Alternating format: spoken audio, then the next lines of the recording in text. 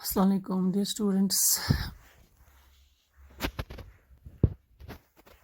Class 8 subject history, topic women caste reform.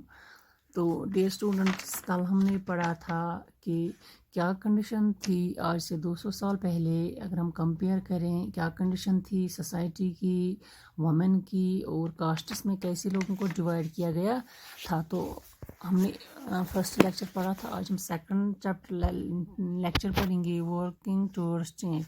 From the early 19th century we find debates and discussions about social customs and practices taking on a new character. One important reason for this was the development of new forms of communication. For the first time, books, newspapers, magazines, leaflets, and pamphlets were printed. These were far cheaper and far more accessible than the manuscripts that you have read about in class 8. تو dear students, جیسا کہ 19th century سے ہم دیکھتے آئے ہیں کہ debates ہو رہے ہیں, ڈسکشن ہو رہے ہیں, سوشل کلچرل پریکٹس پر دیکھنے کو ملتے ہیں, سوشل کسٹمس اور پریکٹسز پہ دیکھنے کو ملتے ہیں.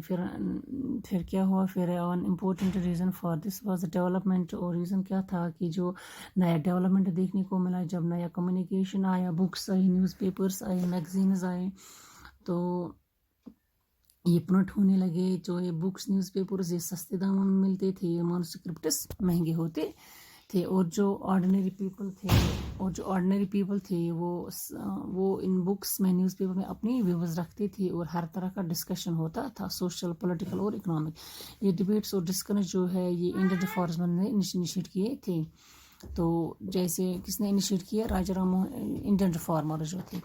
تو انڈین ریفارمر جو تھے انہوں نے اس کو انیشیٹ کیا, اسٹارٹ کیا. یہ جو ہے اب ون سچ ریفارمر واز راجا رام موہن رائے. اس کا لائف اسپین ہے 1772 to 1833. انہوں نے ریفارم ایسوسیشن فاؤنڈ کیا تھا. انہوں نے اس کا نام رکھا تھا Brahmo Sabha. Now it is known as, آج برہمو سماج کے نام سے جانا جاتا. یہ کلکتہ میں اسٹیبلش ہوا تھا. راجا رام موہن رائے ایک ریفارمر رہے. انہوں نے ایسا سوچا کہ جو سوسائٹی ہے اس میں چینج کرنے کی ضرورت ہے, کیونکہ اس نے سوچا کہ انجسٹس ہو رہا ہے لڑکیوں کے ساتھ اور غریبوں کے ساتھ. کچھ ایسا کیا جائے لوگ جو ہے وہ اپنی اولڈ پریکٹس کو چھوڑ دیں اور نئے طریقے سے اپنی لائف کو جینا سیکھیں. تو اب جو راجا رام موہن رائے ہے was known to spread the knowledge of Western education in the country and bring about greater freedom and equality for women. He wrote about the way women were forced to bear the burden of domestic work, confined to the home and the kitchen, and not allowed to move out and become educated. تو راجا رام موہن رائے جو تھے راجا رام موہن رائے western education کو separate کرنا چاہتے تھے. کیوں کرنا چاہتے تھے سپریٹ؟ کیونکہ ویسٹرن ایجوکیشن میں لڑکے اور لڑکیوں میں کوئی فرق نہیں ہوتا تھا, اور یہاں پر بہت فرق کیا جاتا تھا. اسی وجہ سے اس نے ویسٹرن ایجوکیشن پر امپسائز کرتے تھے تاکہ لڑکیوں کو فریڈم ملے. لڑکیوں کو فورسفلی گھر کا کام کرایا جا رہا تھا, اور کنفائنڈ ٹو دا ہوم ان کو 4 دیواروں کے اندر بند رکھتے تھے, یا کچن کا کام کراتے تھے. باہر جانا الاؤڈ نہیں تھا. اس کے ساتھ ساتھ جو تھے راجا رام موہن رائے نے ویڈوز کی لائف میں بھی چینج لائی, changing the lives of widows. Raja Ram Mohan Roy was particularly moved by the problems widows faced in their lives. He began a campaign against the practice of sati. اس کے ساتھ راجا رام موہن رائے نے ویڈوز کی لائف میں بھی چینج لائی. انہوں نے ایک کمپین سٹارٹ کی ستی کو بند کرنے کے لیے. راجا رام موہن رائے was well versed in Sanskrit, Persian and several other Indian and European languages. He tried to show through his writings that the practice of widow burning had no sanction in ancient books. By the early 19th century, as you had read in chapter 7, many British officials has also began to criticize Indian traditions and customs. They were therefore more than willing to listen to Mohan Rai, who was reputed to be a learned man. In 1829, Sati was banned.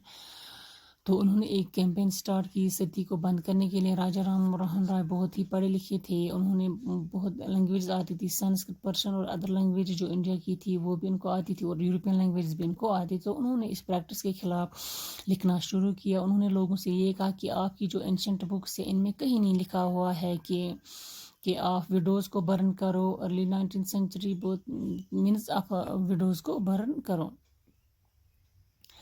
تو تو اس کے ساتھ ساتھ جو بہت سارے British officials تھے انہوں نے بھی کرٹیسائز کیا ستی کو. پھر آئی کہ 1820 کرٹیسائز کیا گیا. یورپین آفیشلز نے بھی اس کو کرٹیسائز کیا. پھر 1829 میں ستی کو بین کیا گیا. ستی پرتھا ایک ان کا کسٹم تھا, ان کا ایک یہ تھا ہندوز کا کہ جو اگر کسی کا ہسبینڈ کی ڈیتھ ہوتی تھی تو اس کی وائف جو تھی اس کو برن کیا جاتا تھا.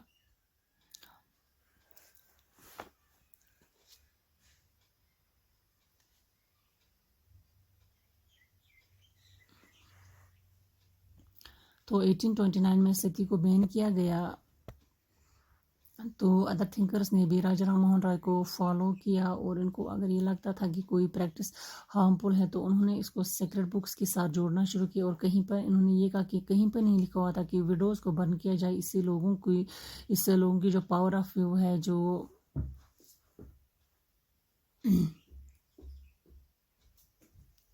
تو اس سے جو لوگوں کی جو ویو ہے وہ چینج ہونے لگی کہ سبوں نے کرٹیسائز کیا. اب جو ڈیوٹیز ہک سونگ فیسٹیول آپ اس پک میں دیکھ سکتے ہیں, جو ڈیوٹیز ہے وہ بہت سارے سفرنگز کو پار کرتے تھے.